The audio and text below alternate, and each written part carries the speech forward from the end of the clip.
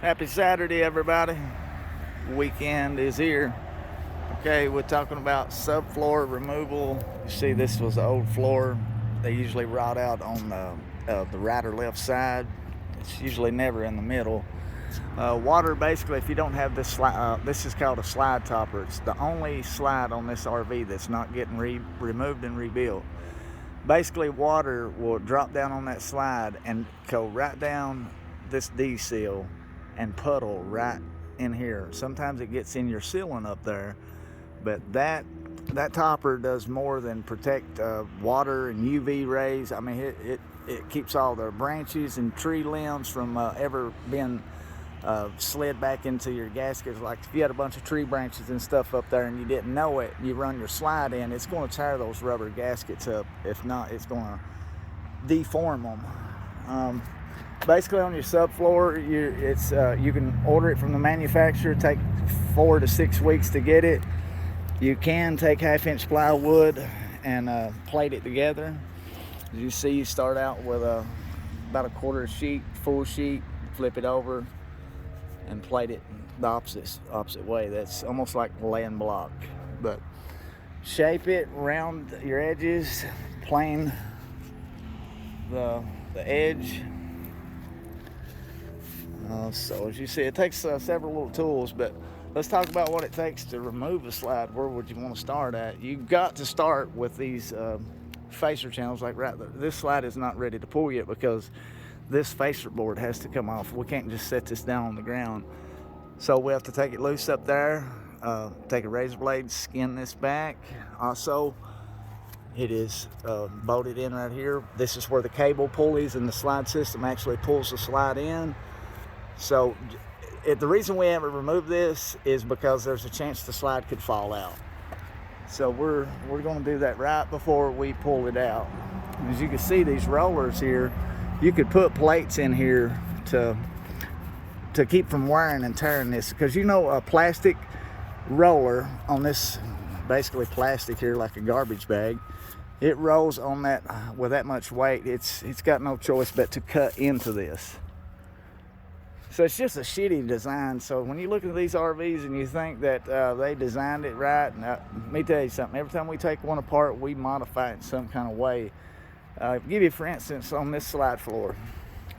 What kind of design was this? Look, they got a roller to the far left, a roller to the far right, way over there. Now that common sense would tell you, I don't know if I can get my camera back adjusted here with these mechanics gloves. Hold on. Basically, the rollers should have been evened out. If they're going to put one to the far right, far left, you at least got to have 1 to 2 in the center, because all this weight has no support in the center. Look how far them rollers are apart.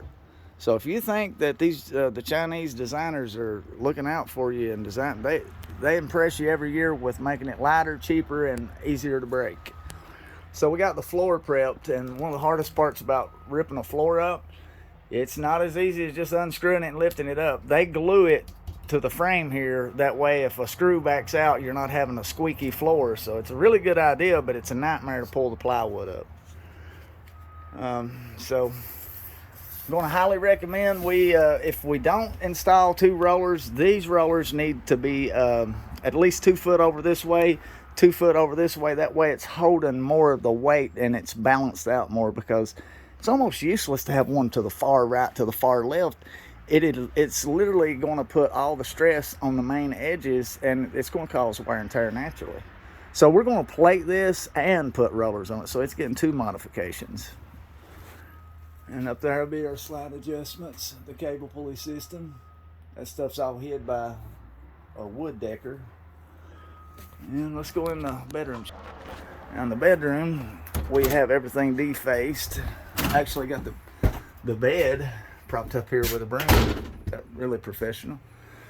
But all the pieces to put all this back is all back in here. There's probably 100 little pieces. All go back, and it all covers everything. You cannot see none of this cable pulleys. It's all basically trimmed out. But as you can see right here is where our cable's hooked to the slide. And literally the only thing holding this slide in here is the cable pulley system. So if you remove this and you remove that down there, your slide has nothing to hold it in here, so it could fall out.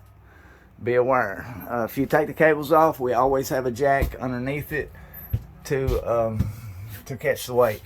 These shuttles right here, any kind of adjustment you do on these, whether you're just doing what we're doing or you're just doing a slide adjustment, if these shuttles turn sideways or don't have this rubber pad, when this other shuttle goes, when they both go past each other, if one turns sideways, it will rip this whole system apart. Very critical to tighten up your set screw here and here once you get done with the adjustment. And make sure these rubber pads go back on there. It's like a little bumper pad to keep it from hooking in here. Very critical.